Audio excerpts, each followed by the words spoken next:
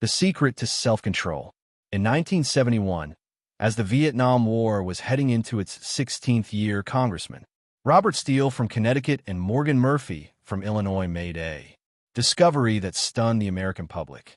While visiting the troops, they had learned that over 15% of U.S. soldiers stationed there were heroin addicts. Follow-up research revealed that 35% of service members in Vietnam had tried heroin, and as many as 20% were addicted. The problem was even worse than they had initially thought.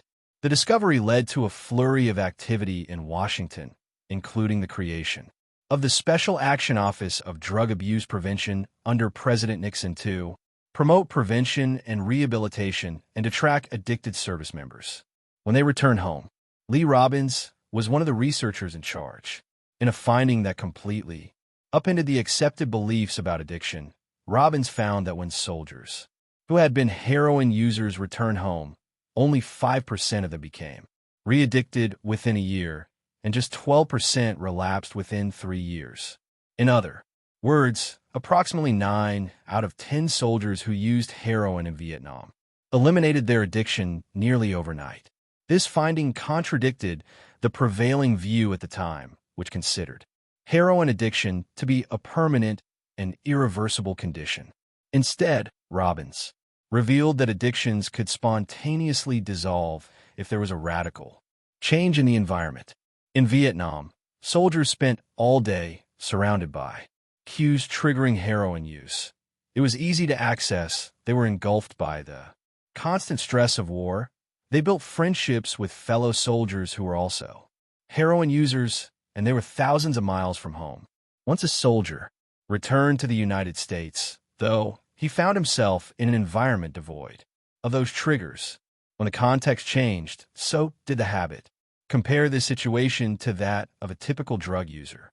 Someone becomes addicted at home or with friends, goes to a clinic to get clean, which is devoid of all the environmental stimuli that prompt their habit, then returns to their old neighborhood with all of their previous cues that caused them to get addicted in the first place. It's no wonder that usually you see numbers that are the exact opposite of those in the Vietnam study. Typically, 90% of heroin users become re-addicted once they return home from rehab. The Vietnam studies ran counter to many of our cultural beliefs about bad habits because it challenged the conventional association of unhealthy behavior as a moral weakness. If you're overweight, a smoker, or an addict, you've been told your entire life that it is because you lack self-control, maybe even that you're a bad person. The idea that a little bit of discipline would solve all our problems is deeply embedded in our culture. Recent research, however, shows something different.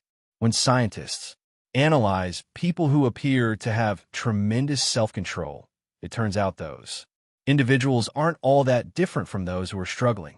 Instead, disciplined people are better at structuring their lives in a way that does not require heroic willpower and self-control.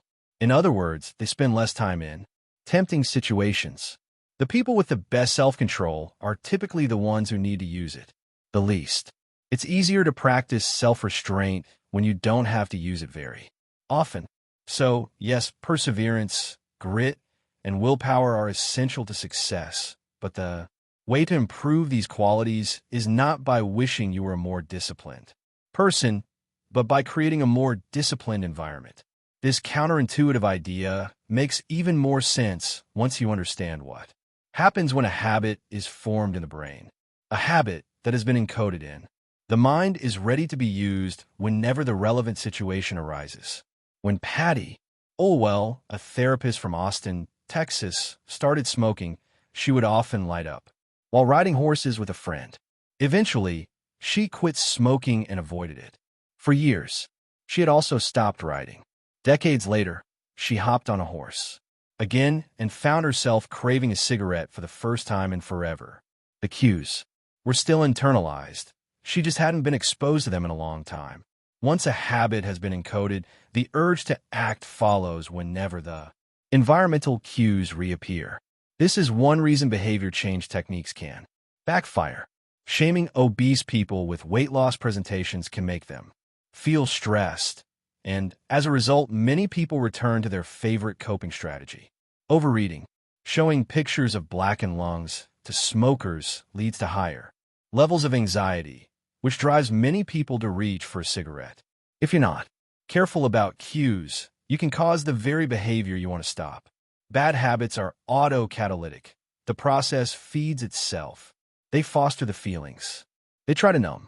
You feel bad, so you eat junk food. Because you eat junk food, you feel bad. Watching television makes you feel sluggish, so you watch more television because you don't have the energy to do anything else. Worrying about your health makes you feel anxious, which causes you to smoke to ease your anxiety, which makes your health even worse, and soon you're feeling more anxious. It's a downward spiral, a runaway train of bad habits. Researchers refer to this phenomenon as cue-induced wanting. An external trigger causes a compulsive craving to repeat a bad habit. Once you notice something, you begin to want it. This process is happening all the time, often, without us realizing it. Scientists have found that showing addicts a picture of cocaine for just 33 milliseconds stimulates the reward pathway in the brain and sparks desire. This speed is too fast for the brain to consciously register. The addicts couldn't even tell you what they had seen, but they craved the drug all the same. Here's the punchline. You can break a habit, but you're unlikely to forget it. Once the mental grooves of habit have been carved into your brain, they are nearly impossible to remove entirely, even if they go unused for quite a while. And that means that simply resisting temptation is an ineffective strategy. It is hard to maintain a Zen attitude in a life filled with interruptions. It takes too much energy. In the short run, you can choose to overpower temptation. In the long run, we become a product of the environment that we live in. To put it bluntly, I have never seen someone consistently stick to positive habits in a negative environment. A more reliable approach is to cut bad habits off at the source. One of the most practical ways to eliminate a bad habit is to reduce exposure to the cue that causes it. If you can't seem to get any work done, leave your phone in another room for a few hours. If you're continually feeling like you're not enough, stop following social media accounts that trigger jealousy and envy. If you're wasting too much time watching television, move the TV out of the bedroom. If you're spending too much money on electronics, quit reading reviews of the latest tech gear. If you're playing too many video games, unplug the console and put it in a closet after each use. This practice is an inversion of the first law of behavior change. Rather than make it obvious, you can make it invisible. I'm often surprised by how effective simple changes like these can be. Remove a single cue and the entire habit often fades away. Self-control is a short-term strategy, not a long-term one. You may be able to resist temptation once or twice, but it's unlikely you can muster the willpower to override your desires every time. Instead of summoning a new dose of willpower, whenever you want to do the right thing, your energy would be better spent optimizing your environment. This is the secret to self-control.